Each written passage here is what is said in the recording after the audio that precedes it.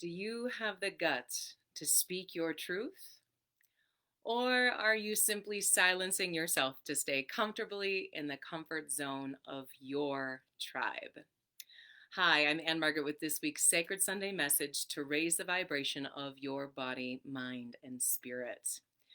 So this week, Pope Francis, head of the Catholic Church, used his voice to advocate for the rights of gay people. In just four sentences, this man used his authority to address this injustice, yet he did so in accordance with his own belief system, with his own convictions.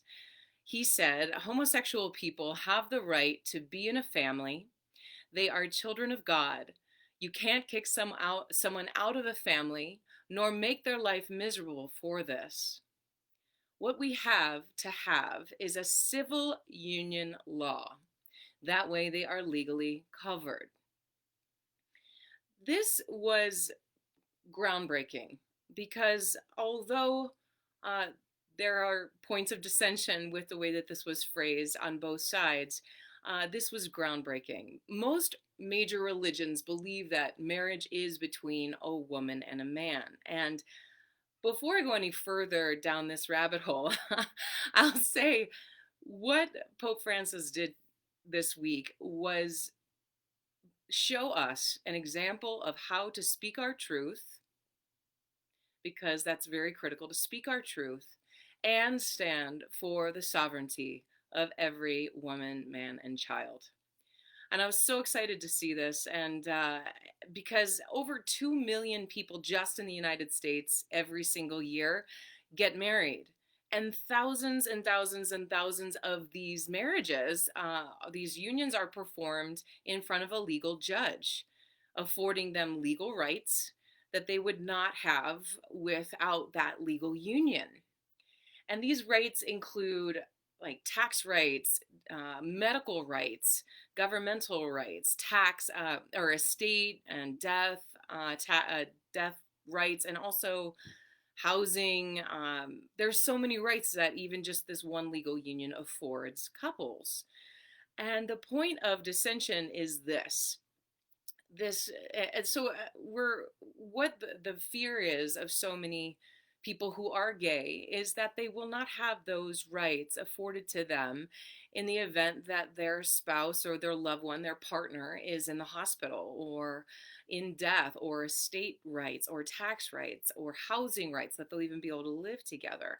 So this is we're as what I'm kind of like jumping blah, blah, blah over my words, because this is a very delicate conversation. This is a very difficult topic.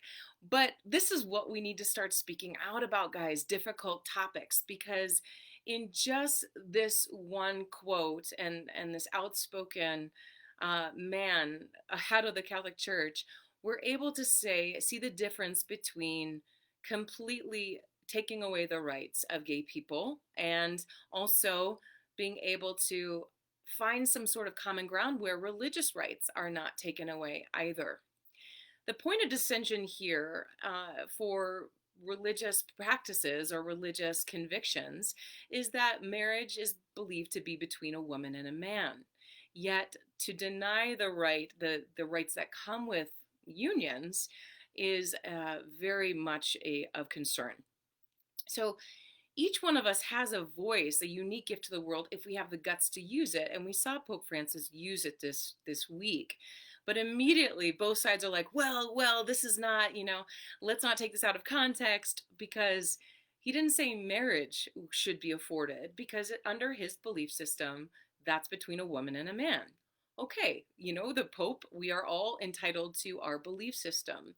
But what we are not entitled to is withholding the civil liberties of our sovereign brothers and sisters. And people on the gay rights activist side say that this wasn't going enough, because he didn't say that marriage should be afforded to every woman and child. But that's his religious rights to not speak in that direction. So we have to come to a middle ground and celebrate, what did this afford? What did this speak towards? furthering this conversation? And how can we still honor that sovereignty that everyone is entitled to have? Woo, this is a challenge. These are the kinds of conversations that we must speak up and use our voice for. We will never, and I hate to break this to you if this is the first time that you are realizing this or waking up to this, but we will never get everyone on the same page on anything. On anything. And if we don't realize that now more than ever, I'm not sure when in history we are going to realize this, if ever, right? But how do we coexist peacefully together, honoring each other's ability to believe what it is we believe, to have the rights that we are all should be afforded under our civil liberties, because thousands of people get married every single year in this country in front of a legal judge with no religious affiliation whatsoever. So if this term marriage is the sticking point for religious folk, I'm not just going to say Christians, because it's not just Christianity, it's not just Catholicism, it's in major religions that believe this. It's not just about, it is about more so that term marriage, because that is their belief. So how do we find a common ground? I don't have all the answers, obviously, but I'm just pointing to the fact that we need to use our voices in their most purest form. Most purest. That's an official term. So there is a difference between simply speaking up and truly saying something impactful. And I want you to stick with me to the end of this video, because I'm going to give you one of my favorite passages that really can remind us of this and center us in a peaceful place, especially as we are moving through these next couple of weeks with the election and everyone is using their God-given sovereign ability in our Constitution to use their vote as they will. And I never tell anyone who I'm voting for, because I feel that that puts me in a box for other people. I've always been registered as an independent, always been registered as an independent. And then people have the right to their privacy of whatever they're going to use their vote for. But I do speak up every single week and put my little tush on the line to be criticized, because I do speak up when I see injustice. It's almost like I can't help it. I can't help it. I have to speak to it. So how do we use our voice in a pure way that is not only pure for the way that we believe in our own truth, speak to our truth, but it also allots that truth for others. So notice that in the title that I used for today's talk is not, do you have the guts to speak the truth? I said, do you have the guts to speak your truth? This is a very, very critical distinction, because everyone has a different truth. And there is a beautiful quote that was put online this week, and I shared this also from on Twitter. It's at Yolian _ Boo, but you can see it in the notes. And this person said, I've learned that not speaking on things just to keep the peace is actually a trauma response. And it is. They go on to say, when you do this, you disrespect your boundaries. No matter what, keep taking up space and use your voice. And I thought that that was a beautiful thing to share, although it did not highlight, bold, and underline the fact that everyone also has their own boundaries, their own truth. But this is a very important point to make, that we don't speak up because of trauma. We don't speak up because we have been ousted from the tribe. I've been ousted from people in my life, in my own family, for speaking up for the rights of gay people, for what my own truth is in the world, been completely disowned in many ways because of my own truth. So I'm speaking to this from self-experience, from my own understanding, from my own self-knowledge. And yet, these experiences in my life have been some of the greatest teachers and moments of transformation personally, to understand that in order for us to navigate through this human experience, we must not only honor our truth, but we must also honor the truth of others. And this crazy dichotomy actually can exist. It can exist, but it requires something deep within us. It requires the forfeiting of the ego. Our addiction to being right, our addiction to thinking that our way is the only way. Our addiction to playing God, to speaking to the authority that we are the supreme truth on it all. And that takes a lot of surrender. It takes a lot of faith. And this is what's crazy. It takes faith in that higher power, in God, to allot those truths on this physical realm rather than needing to play that God ourselves. And that is incredibly challenging because as soon as we forfeit that authority ourselves and really put that in the hands of that supreme energy, that supreme being, that all-knowing, all-loving force that created all of this, we have to let go of our ego guiding the way.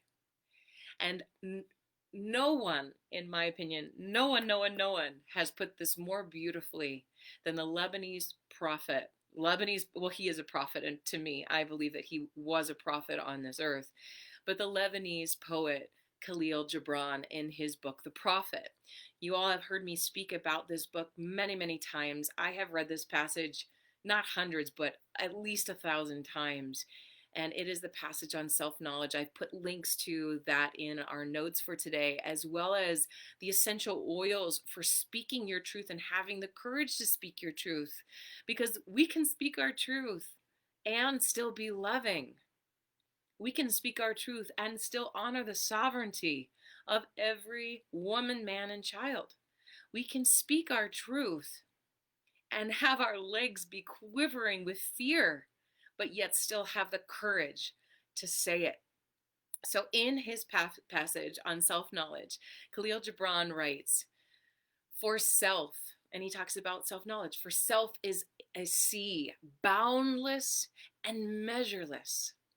We can't define ourselves with our egoic labels. Self is a sea boundless and measureless. We have no idea our infinite capacity as human beings, as divine creators, as God-given free will beings to create as we see, as we desire. So self is a sea boundless and measureless.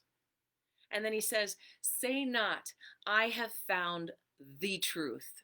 Say rather, I have found my truth. Or say, he says, found a truth. Because we've all found a truth. I mean, our truth from 10 years ago is not our truth today, is it? No. That truth is constantly evolving. So say not, I have found the truth. Say rather, I have found a truth. Say not, I have found the path of the soul, but say rather, I have met the soul walking upon my path. Just to meet the soul walking upon my path, that is a lifelong inquiry, is a lifelong journey, to meet the soul walking on your path. And then he says, for the soul walks upon all paths. The soul walks upon all paths. We all have different experiences. We're all little pieces of this oneness, having different perspectives, different wisdom. How about we listen to each other, okay? So for the soul walks upon all paths. The soul walks not upon a line, neither does it grow like a reed. The soul unfolds itself like a lotus of countless petals. So what he's saying here is that the soul doesn't grow linearly. We are expanding. Have you ever noticed that you're learning the same dang lesson you learned last year or 5 years ago, but you're learning it more deeply? The soul walks upon all paths. It doesn't grow upon a line or like a reed. It unfolds itself like a lotus of countless petals. If we can just remember that other people who are not necessarily seeing your truth have a truth, maybe this petal has already opened for them, and to listen to them. And maybe that petal for you hasn't opened, but this one has. We're not competing with each other. If we can learn from each other, if we can listen to one another, and remember that each one of us is sovereign and speak our truth, then we're going to get somewhere. So thank you, Pope Francis, for speaking your truth in accordance with your own personal convictions, but also speaking for that sovereignty, for the rights of every woman, man, and child. I love you all. Thank you so much for joining me. If you need some one-on-one or help with your partner with couples counseling, please reach out to me. And until next time, keep raising the vibration. Bye, everybody.